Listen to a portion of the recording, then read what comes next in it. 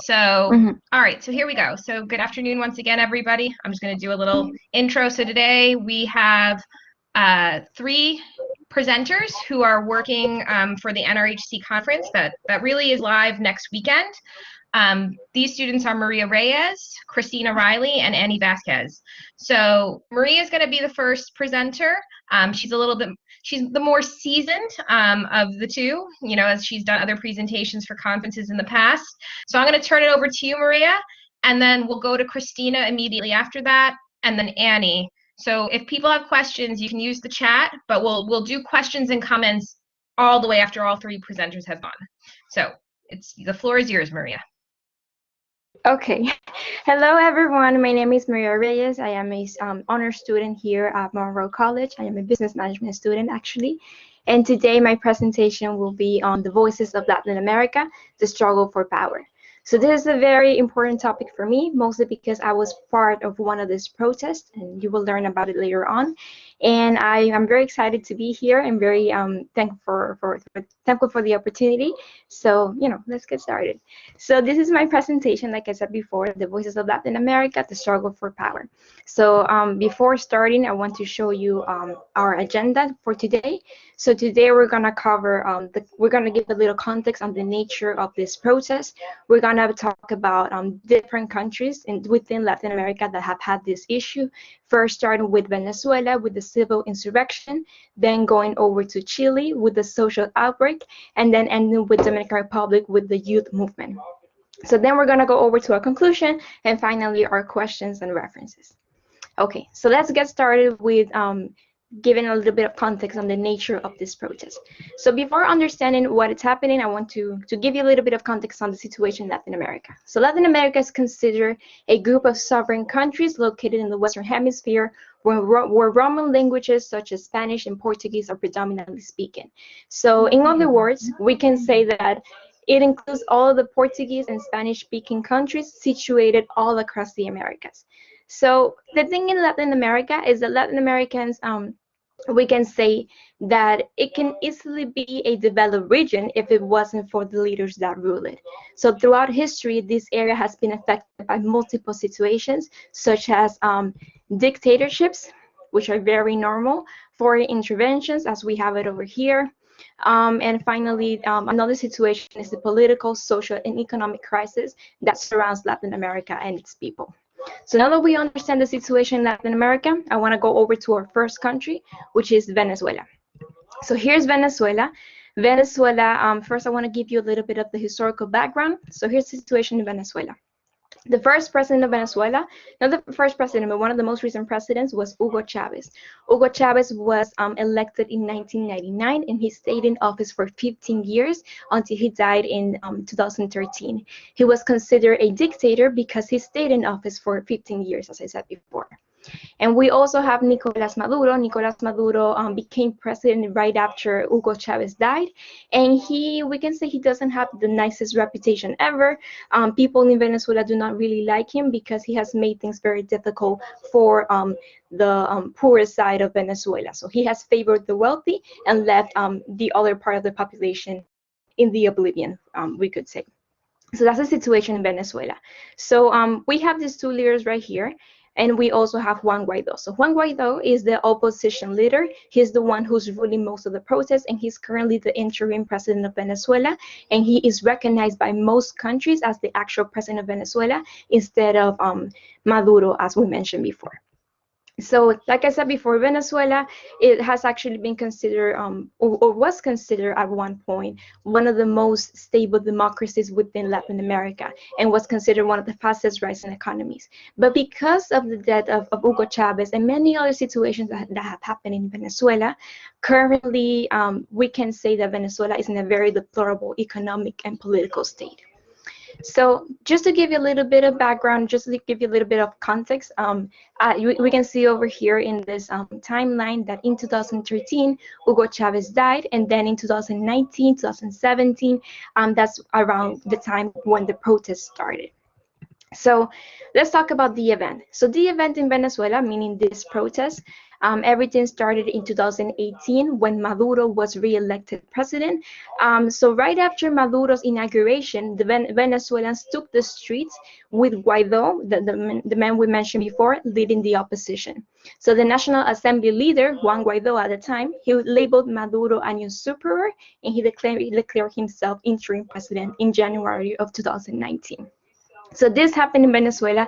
It was a very big protest, mostly led by the youth.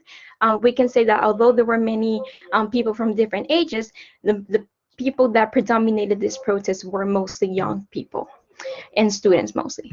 So the resolution of the event. So in order to maybe quell the protests or have situations calm down in Venezuela, especially given the economic situation, what happened is that the U.S. decided to side with Guaido, and they decided to impose sanctions on Maduro. So meanwhile, the opposition parties, they divided over strategy, and the National Assembly looks to come under control of Maduro's party as well, as we see situations getting better. But this situation has not completely resolved. We can say the situation in Venezuela is still very complicated, and they're doing their best to get it back on track, but you can still find out about this later on. So this is not like the final resolution, but we still have to keep an eye on Venezuela to see what's happening. So now that we understand Venezuela, I want to go over to our next country, which is Chile. So Chile, the situation in Chile is a little bit different. The situation in Chile has been labeled as the social outbreak. So before starting with Chile, I want to give a little bit of context as well. So we can say that first we need to meet Sebastián Piñera. So Sebastián Piñera, he is the current president of Chile. He was elected president around, we can say, 2014, and he has been in office ever since. And he was re-elected in 2018. So tensions in Chile have increased significantly ever since then. So now that we understand who is Sebastián Piñera, we can also talk about Augusto Pinochet. So Augusto Pinochet, he is one of probably Chile's most important figures, because Pinochet was a dictator. He stayed in office from 1973 all the way to 1990. So he stayed in office for 17 years. So the situation in Venezuela is, in Chile is a little bit complicated, because this historical background of this dictatorship imposed a new economic model that privatized both health, education, and even pensions. So this system favored the wealthy and left poor people in Chile in the oblivion, as well as it happened in Venezuela. And like I said before, not all Chileans benefited from this policy, and this system has been persistent for over 30 years. So for over 30 years in Chile, everything related to health, education, and pensions is privatized, and not everyone can access it. So here's a little timeline of the events. Like I said, in 1980s, 1930, 70 something, that's when Chile's constitution changed to include this new economic model. And now currently, and actually on April 11, 2021, we're gonna find out who is gonna draft the new constitution to eliminate this new model. But what actually happened? So let's understand what happened with the protest. So the event. So the event in Chile on October 18th, 2018, around 2019, students began protesting against the spike in subway fares. So despite the deaths and multiple people that were injured during this time, the protests continued to march and clash with the police in Santiago, Chile. So the Chilean president, the man I mentioned before, Sebastián Piñera, he declared a state of emergency on October 19, and he decided to deploy 10,000 troops and use very harsh methods to quell the protests. So the people were injured with rubber bullets, which is why you see this picture with people covering their eyes, because they were hurt during the protest. So this happened in Chile, and let's talk a little bit about the resolution. So the resolution of these events, we can say that, like I said before, we're still waiting for things to be resolved. Things are expected to be, a little bit better around April 11 of 2021, when around 155 new Chileans will be elected to draft the new constitution. So Piñera, he is under increased pressure to quell this chaos. Even during the pandemic, the protests continued. And as the protests continue, the economic costs continue to increase as well. So we're still waiting to see what's going to happen with the situation in Chile, but just be on the lookout for this news on April 11th, 2021. So now that we have Chile, let's go over to our last country, which is Dominican Republic, with the youth movement. So as I mentioned before, this is a topic that is very related to me. I was part of the Dominican Republic protest during this time, and I was actually in the country during that time, and I can give you a little bit of my own experience, so you guys, in case you want to ask me questions or anything. But basically, the situation in Dominican Republic started with this man. This man is Danilo Medina. He was the president in Dominican Republic. He was elected in 2012, and he was re-elected in 2016. He was finally out of office in 2020. And then we have Luis Abinader, who is the current president of the Dominican Republic. But during the time of this event, he was just another political candidate. So this is regarding the historical context, and now we can go over to a little bit more before Danilo was elected. So for 20 years, the same political party has been in power in the Dominican Republic, and they have been doing only three things. They have been there stealing, lying, and hiding. So they are known as the Dominican Liberation Party, DLP, and they have been accused of multiple corruption crimes and frauds. However, they have never been prosecuted for them. So just to give you more context on the historical background and just the timeline of the events, from 1996, the DLP was in power all the way until February 16th of 2020. So what happened in February 16 is that after 4 hours into voting, the voting machines that they had at the time, they presented some technical difficulties, as the CEB said. The CEB is the Central Electoral Board of the Dominican Republic. So it presented some difficulties with the with technical issues, so they had to suspend the elections for the first time in history. So this left many people angry. So now we can talk about the event. So the event in the Dominican Republic was a little bit different than in other countries, but the situation was that after the elections were canceled, people started to make fraud accusations against the CEB, the Central Electoral Board, also known as the Junta, because they had purchased a new voting system, but the voting system wasn't really working.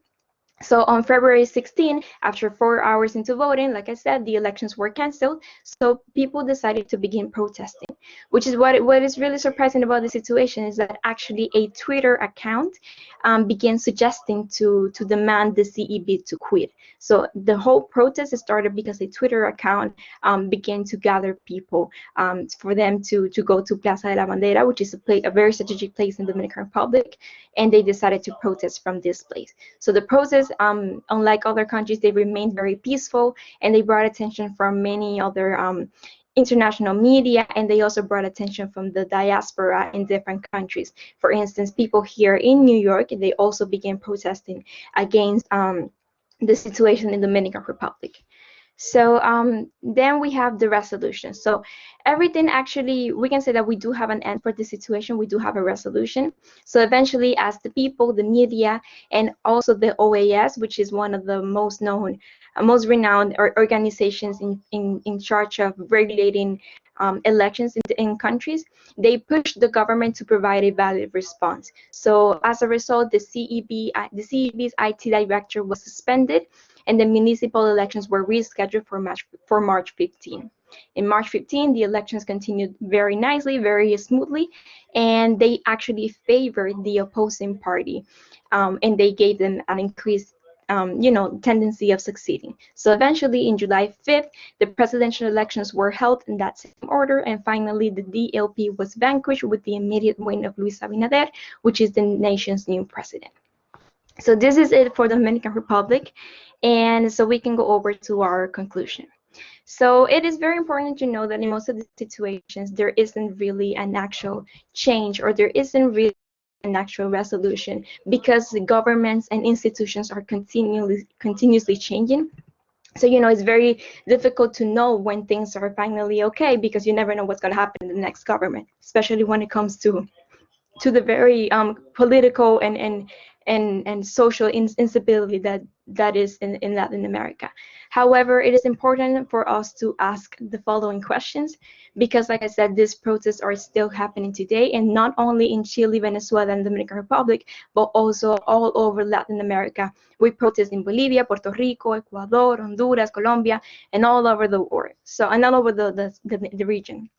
So the questions that I want to leave you with today are the following. So to what extent, I want you to think, to what extent are the citizens of a nation responsible for letting this happen for so long? So are we as citizens responsible for electing these leaders? And are we consequently responsible of the situation that happened in our country? And to what extent are we letting ourselves see the situation happen and not do anything? I know that many of you can feel very related to this, especially after last year's Black Lives Matter protest. However, I want you guys to think about these questions and see if you can answer them. And this is it for my presentation today. I hope you guys had enjoyed it. If you have any questions, please let me know. You can leave them even in the chat. And here's my references. And that's it. Thank you so much for listening. Wow, that was great, Maria. Thank you you. so much. So I know that she has her question slide. So, you know, what I'm just going to ask again, just to kind of make sure, because I know that everybody who's here, you know, is on a tight schedule, and I do want to ensure that everybody hears presentation. So we'll hold questions till the end. But what I will just say, I'll comment to say that your presentation is very timely. I mean, I think it'll be great to see what ends up, you know, to kind of be able to follow up, and the fact that, you know, in one of your cases, you know, there's still things that are going to be coming in the news like right after you do the presentation. So I think that that's great, and all the tie-ins and everything. And again, I say it like every time I look at your PowerPoint, but it's stunning the way that you have your slides and everything. So, all right. So now I'm going to shuttle it over to our second presenter, who is Christina Reilly. And I know that some of her supporters are here in the room right now from the School of Education. So Christina, if you want to turn on your camera, you can today, but if that's not available, then you could just give your presentation. So I'll give you the floor. Okay, can you guys see me? Yay, I can see you. Hi. I love seeing people. It's like the best feeling in the world. Okay, so good afternoon, everybody. If you don't know me, my name is Christina. I'm currently in my second semester at Monroe, majoring in early childhood education.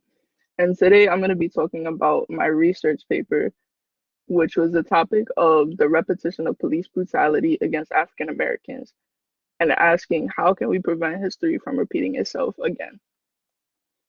So I'll be taking you through my problem statement, my secondary research, my methods, my research questions, as well as my findings, and I'll be concluding, showing you my references, and then if anybody has any questions at the end, you can feel free to ask me anything. So within the last year especially, we have been forced to ask, why is police brutality still happening? With the resurgence of the Black Lives Matter movement following the deaths of George Floyd, Breonna Taylor, and many others by the hands of law enforcement, especially since many of these victims do not receive their deserved justice, this leads me to my problem question for my research. My problem question is, how can we prevent police brutality from repeating itself throughout history? I chose this question particularly because of how often we have been faced with the heartache caused by police. The first portion of my secondary research consisted of statistics. 164 Black men and women were killed at the hands of police in a span of 8 months in 2020. This data does not account for every single incident where a person was killed by police. However, from January 1st to August 31st, 2020, at least one Black person was killed each week in every state except Rhode Island and Vermont. African Americans make up 13% of the US population, yet they account for the 24% of the population that is fatally shot by police. I also learned about when the oppression of African Americans by police began. One of the earliest instances that I found was on Christmas Day in 1951. 7 civilians were beaten by 50 members of the Los Angeles Police Department as a retaliation for injuries suffered by one of the arresting officers. With this case, the officers involved were either transferred, suspended, or convicted. However, this isn't always the case. An instance where officers were not reprimanded for their actions was with the murder of Breonna Taylor. Taylor was a Black woman who was murdered on March 13, 2020, when 3 officers kicked in her door and shot her to death while she was sleeping. Another instance of police brutality that also happened in 2020 was the death of George Floyd. Floyd was arrested for what an employee at a convenience store claimed to be counterfeit money. Shortly after the police arrived, Floyd was pinned beneath 3 officers and unconscious for 8 minutes and 15 seconds, which had all been caught on camera. A major difference between Floyd and Taylor's case is that the other officers in Floyd's case had been charged with murder as well as aiding and abetting, however, were released on bail. And as some of you may have heard, the main officer responsible for his death has had his trial begin, I believe, on March 29th, so this past Monday. In addition, a U.S. Senator by the name of Tim Scott in 2016 gave a speech where he stated that multiple times he had been pulled over by police because he was a Black man driving a nice car. Situations like these have contributed to the fact that the United States has systems and institutions which produce contrasting outcomes, regardless of the people who work within them. This essentially proves that the country's criminal justice system is racist. One way to advocate equality is with the Black Lives Matter movement. The movement was formed after the death of African-American teen Trayvon Martin in 2013. He was not killed by police officers, however, he was still a victim to racism and white supremacy. The foundation's mission is to eradicate white supremacy and build a local power to intervene in violence inflicted in Black communities by the state and vigilantes. The movement became more popular after the deaths of Eric Garner and Michael Brown by police officers who had not been indicted for their crimes. The Black Lives Matter movement isn't the only way that we can fight to end police brutality. One step we can take is investing in crisis intervention teams, which have specially trained officers for encounters with mentally ill individuals. We can also invest in nonprofit organizations which help decline crime rates by investing in resources for communities. Instilling oversight on police departments can help reduce corruption. Ways to do this include having bystanders and citizens watchdogs, as well as body cameras on police officers. As you can see in the picture below, police officers are often equipped with military gear, yet it doesn't necessarily serve its purpose. This picture was taken at a recent Black Lives Matter protest, which was intended to be peaceful. We know that police officers have one job, which is to serve and protect, yet they receive equipment such as grenade launchers, ambush protected vehicles, etc., all which the military use in wars. A study was proven that police departments that have military equipment like this are more likely to kill. Lastly, we should focus on changing police culture. One way we can do this is by changing the way that police officers are trained. What this means is setting policies in place that require officers to de-escalate before using force, banning chokeholds, giving verbal warning before the use of deadly force, as well as requiring police officers to report all use or attempted use of force. It has been proven that by using these policies, it is 38% less likely to have police-involved killings. To fully evaluate how to put an end to police brutality, we must understand what it is, which is the excessive force used, harassment, intimidation, and false arrest by police. More times than none, police officers who partake in the wrongful deaths and have not been held responsible, which helps to exemplify what systemic racism is. By doing things such as showing advocacy and holding police and government officials responsible, we can put an end to police brutality once and for all. For my primary research, I created a Google Forms survey for college students, and results were gathered in a 2-week time frame. With this survey, I intended to gather an understanding of how police brutality specifically affects young adults. The limitations that I faced included a short time frame and the possibility that participants weren't 100% with their answers.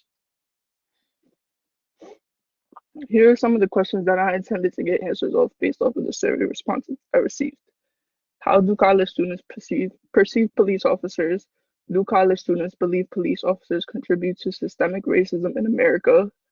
How do the experiences of college students in terms of police brutality affect their compliance with the police? And finally, how does the attitude that college students have toward police affect their willingness to fight for ending police brutality? For the survey I conducted, I received a total of 61 participants.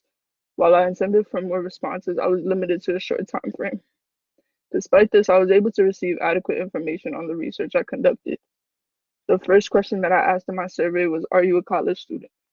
where I ended up receiving each of the respondents' answers saying yes, they are. This was crucial to the rest of the survey as it would have invalidated any of the responses that said no, since I only intended to ask college students these questions to see how police brutality specifically impacts them. Next, I asked, what area do you live in? The majority of respondents said that they live in a city area, while 10 said that they live in a rural area, and 7 in the suburbs. I found this question equally as important to my research data, as it has been apparent throughout history that police brutality is mostly present in cities. The responses helped me to prove this. The next question was, what is your ethnicity? From my secondary research, I concluded that police brutality occurs mostly among minorities in the United States. With asking this question, I got 50.8% of the responses saying that these students were Hispanic, 29.5% saying that they are African American, 11.5% saying they are Caucasian, and 18% saying that they are of other ethnicity. This helped me to gather an understanding of what groups of people I was surveying. And in this case, the majority of the responses were part of the minority. I began asking more in-depth questions. The next question I asked was, how do college students perceive police officers? The majority of responses claim that they view police officers in a negative manner, while only 8 of them said that they view police in a positive manner. I predicted that I would get an outcome similar to this, mainly because of how apparent police brutality has been in recent years, as well as the fact that younger people have been more involved and aware of the increasing police brutality occurring. The next question I asked was, have you ever been a victim of police brutality, or do you know someone who has? The responses here were varied, as 57.4% said that they have not and 42.6% said that they have. This data, despite many of the respondents claiming no, helps to show that police brutality is present, and even deeper shows that minorities are more likely to experience it. Next, I asked, have you ever seen a case of police brutality occur? Many of the respondents said yes, that they have, while the rest of the 24 said that they have not. This data helped me to understand why college students may have a negative perception of police officers, as they have likely seen police brutality occur. I also asked, do college students believe police officers contribute to systemic racism in America? And only one of the responses said no, leaving the rest of the 60 claiming that police do contribute to systemic racism. This was important for me to consider because it would help me to understand why I got the results I did for the following question. This next question, I think, might have been the most important question in my survey, which asked, do college students feel comfortable complying with the police?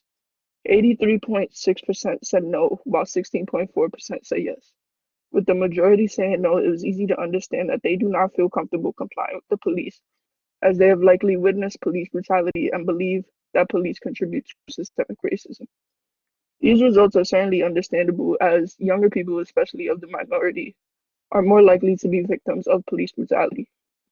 I attempted at interpreting why those respondents said yes, they do feel comfortable, and I believe that this may be because they are able to look past the history of police brutality. Next, I asked, do you think police brutality affects college students the most? And the results were roughly split down the middle, with only one more student saying that they do not believe this. I was surprised at these results because I expected many more responses to say yes. However, students may have responded no, believing that police brutality generally affects everyone, which is true. The final question I asked was, would you as a college student personally take action in the fight against police brutality? And the majority said yes, they would, while only 11 of the respondents said no. This was another very important question to my survey, as I want to prove that college students have the ability to lead and spark creating change for the future of police brutality and prevent history from repeating itself. Despite these responses, I generally expected 100% of them to say yes. Overall, each of the research questions proposed were answered to the fullest extent within the survey. It became very apparent to me that college students perceive police officers in a particularly negative way. The majority of respondents were both part of the minority and live in a city area, claim that they do not feel comfortable with police, which helps to further prove that people within these communities are negatively impacted by the actions of police officers. This data can help to determine steps that need to be taken in certain communities to put an end to police brutality. Many of the respondents said that they had either seen police brutality occur or it has happened to them, which helps me to infer that after having experienced something so terrible, their feelings toward police officers may be based on fear.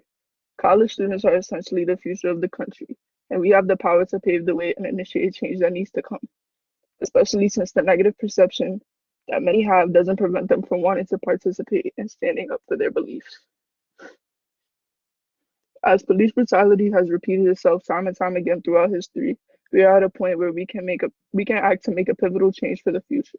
Despite all the hardships that minorities have faced in terms of police brutality and systemic racism within the criminal justice system, there is hope. And us as young adults can be the first ones to initiate change and put an end to police brutality. These are my references that I used. And if anybody has any questions, you can feel free to put them in the chat, turn your mics on, or you can email me at my email, which is stated in the slide. Yay! Great job, Christina. All right. Thank you. Well, that was really good, and I know that you and I have talked about it, but that's the first and again, I've been working with these guys since January. I mean, technically, I guess before that, since we did the proposals back in November of 2020, and this is the first time that we've gone through and seen the entire thing, kind of put together. Like, we've had all the parts, but now having it all together. And I really do think that your primary research, makes your topic that much more relevant, because I mean, with this conference in particular, I would say that there are a lot of people who are talking about these issues, but I think it's going to be great that you're able to talk, about some survey that you did amongst college students yourself. So that's going to really set you apart, I think, from other presenters. So wonderful job. So like I said, again, if people have immediate questions or stuff, you can put them in the chat. But again, I want to kind of just give our final presenter for the day an opportunity to go through her remarks, and that's Annie Vasquez. So Annie, I'm going to share the slides that I have for you, and you can go ahead and you can give your presentation. And again, if you guys have comments or anything, put them in the chat, and the presenters can start to respond to them there. But then at the end, we'll have a little bit of time for a debrief. So this Annie's presentation probably need another 12 to 15 minutes, and then we'll have some Q&A, and we'll be able to wrap up by 2 o'clock. So thank you everyone again for being here, and Annie, I will turn it over to you. Thank you, Christina, for that wonderful presentation you gave us. My name is Annie Vasquez. I am a freshman here at Monroe College. This is my first time actually giving a presentation for the NRHC conference we're preparing for, with the topic a literary analysis on Frank Kafka's The Metamorphosis.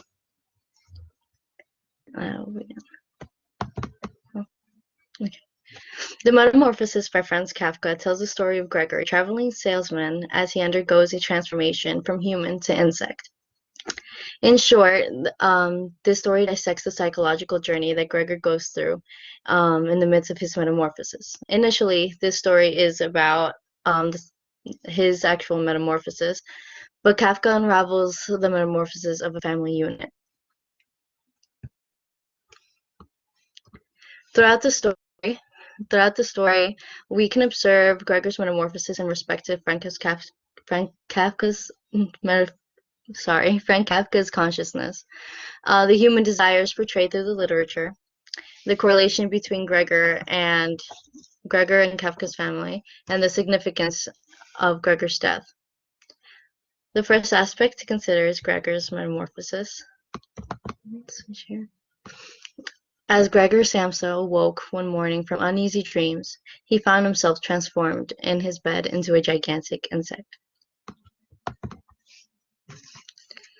As the story begins with that quote, begins to say how Gregor wakes up and he looks down at his body and sees that he is completely different. He is no longer a human, even though he's having the thoughts as a human. He's thinking like a human. processing information as a human, but he realizes that his body is completely changed. He struggles to get out of bed, and with little to no mobility, he tries to get at least a little bit acquainted with his body. A few minutes pass, and he immediately starts thinking about his job and about if he's going to be able to go to work.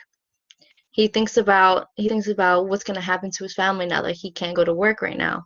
What's his boss going to say? What are other people's thoughts about this? He immediately focuses on the way that other people will react to his new body and the change that he has gone through. The struggles that are shown here in the beginning of the story of how he is unable to get out of bed, or how he struggles to move around now, and the way he tries to get comfortable with his new body, and his change in appetite, all of these have correlation to his own mental health that is seen now that he is transformed into this gigantic insect. In one of the scenes, Kafka describes the scenery in the beginning scenes of Gregor's metamorphosis. He says that there have been signs of a rainy window, and Gregor looks out of this rainy window, and it's foggy, and it kind of gives this picture of a very grim setting, which is in a very, very unusual, but not totally strange for Kafka's writing to be included in this specific story. So now, one of the main questions that I asked myself while reading this literature is, why is this metamorphosis significant? Why exactly did Kafka begin the story with Gregor already in his insect state? Why not start it before that and give us a little story about how he was as a traveling salesman?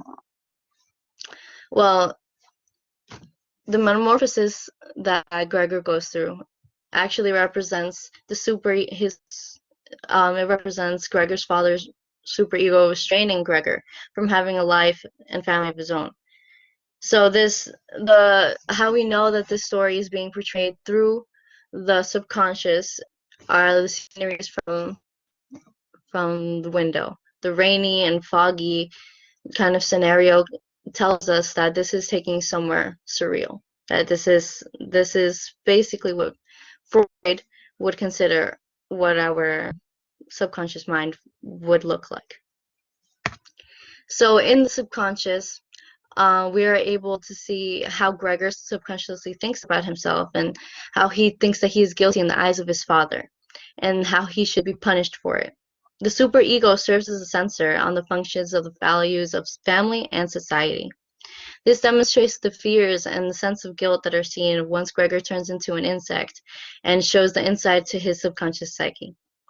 Once he is transformed into this new form, he feels neglected from his family and society, as he sees that he is of value to them, or no longer the primary caregiver for his family. His family no longer relied on him, so he didn't really have much of a purpose. He took notice that he would be unable to contribute to society because of his inability to work, which created a huge impact on his life, to anybody's life actually. The second aspect to consider are the human desires portrayed through the literature. So, as the story progresses, Gregor no longer worries about him being in this insect body. He worries about if he's ever going to return to actually being human. He worries about him losing his human mentality and what holds him, what he has left to be attached to his humanly desires. In one of the scenes, his mother and his sister go into his room to try to move out some of the furniture that's in there to make it more accessible for Gregor, for him to be able to move around with ease in his room. At first, he is okay with this idea. He kind of likes the idea of him being able to roam around through his room easily. But then as he sees them removing more and more furniture, removing the pictures that he has on his wall, the items that he has collectively in his room, he begins to panic, and he begins to worry about if this is too much too fast, if this change is too much for him to handle. And he's thinking that if they remove everything, he's gonna lose attachment to who he was before this metamorphosis occurred. So as they're removing the last items in his room, he attaches himself to a painting in his room of a woman. So this act that he does, where he attaches himself to this painting, it actually represents Gregor's last connection to the human world, which would be his sexual desire. As Gregor clings to this framed picture, it represents him guarding the last of his hopes of remaining human. His conscious mind was still trying to be a human despite of his current insect state. The attraction to the framed picture, it represents his desires as a human individual. However, his insect state prohibits him to. Also, towards the final scenes of the story, Gregor gets into an altercation with his father, in which his father mentions to the rest of the family, which is his mother and his sister, that they should get rid of Gregor, that he's a nuisance, and they shove him away completely. After this happens, Gregor contemplates on life. He debates on whether he should stay with his family or simply just choose to die and rid them of him being a nuisance and them having to do everything for him. So this actually represents his desire for his father to admire and to appreciate the work that he did before. He wanted to actually feel some connection to his family as he was trying to get closer to them, but was quickly pushed away because his family, especially his father, thought that he was a bother to everybody there. During the last moments of his life, all Gregor wanted was to feel appreciated. This is why he didn't have a life of his own. He lived to take care of his family. He worked for his family to provide for them. But now that that was gone and he had nothing to fall back on, no family of his own, no life of his own, Gregor was left with simply nothing. The third aspect to consider is the significance of Gregor's death after this question. Why did Gregor have his transformation? Well, why did he? Why was this point made so big in the literature? Well, as we continue reading through this, we see that Gregor, he just focuses on whether he's going to be able to make it to work on. As I said before, Gregor is infatuated with this idea that he has become somebody that his family relies on and that they need support from because his mother and his father are retired and his sister is simply too young to work. So as Gregor applies himself and basically takes care of his whole family, he knows that this is the only thing that he has, the only value to his family, basically. And once he loses this, when he becomes an insect, he is of no value to them. He is no longer important. He is just somebody there in the family, somebody who takes up an extra room in the house. As the story progresses, his family thinks that Gregor is no longer Gregor, that he has just become an insect and has no human intellect of his own. But in fact, they are wrong. They did so and stood, their hands in their pockets of their somewhat shabby coats, around Gregor's corpse in the room where it was now fully light. The last aspect to consider is Gregor's death and the significance of Gregor's death. So, Gregor's death was actually a result of his father throwing an apple at him. He gets into an argument with his father and he begins to throw a bunch of apples at him, and one of them actually gets lodged into the side of his body. Throughout time, this apple begins to rot on him and he slowly begins to die. The apple thrown by his father signifies the punishment that Gregor received due to his inability to sustain his family and the needs of his father. His father expected him to provide for his family and to actually bring something to the table, something that nobody else could because they weren't able to. But once that was gone, his father lost complete interest in him and thought that he didn't mean anything in the family, that now that he wasn't able to work, he meant nothing and he couldn't contribute anything at all. He just became a bother to him. He was angry with him. And actually, in respect to this specific part, his correlation with Gregor and his father has a direct correlation with Kafka and the relationship with his father, as Kafka grew up in a very toxic household where his father often treated him very poorly, never acknowledged any of his achievements, and made him feel like a very, very terrible person. And this type of relationship that they had, Kafka showed it throughout his writing, not only in the Metamorphosis, but in many others of his writing, that really gives us an intake on how his life was. So this kind of anger that Mr. Samsa shows to Gregor, it has a direct correlation to how Kafka's father made him feel, and how this feeling never went away even after his own father died. He kept feeling this sense of remorse and an inability to actually find acknowledgement from his father. Another aspect that the Gregor's death signifies is the re-entry into the conscious world from the subconscious. As we read in the quote before, it says that the room became lit, and now it was filled with light, and it kind of gives this essence of a new sort of beginning. So as we dig in deeper to this quote, we see that this signifies a change, something different that is about to occur. And not only does this mean the re-entry into the conscious world, but it signifies an opportunity for Gregor's family to now have a chance for them to reach self-fulfillment in their own lives, and to go out and live a life of their own, something that Gregor was unable to do throughout his life, even after his death. So as Gregor lives out his final days and actually decides to die, after his death, his family gathers the things and leaves the house as if they're leaving nothing behind.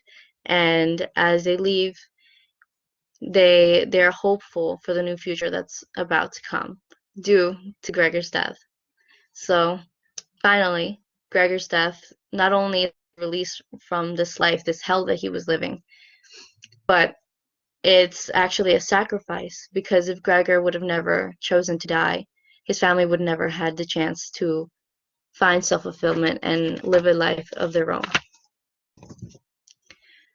In this vacant and peaceful meditation, he remained until the Clower clock struck 3 in the morning.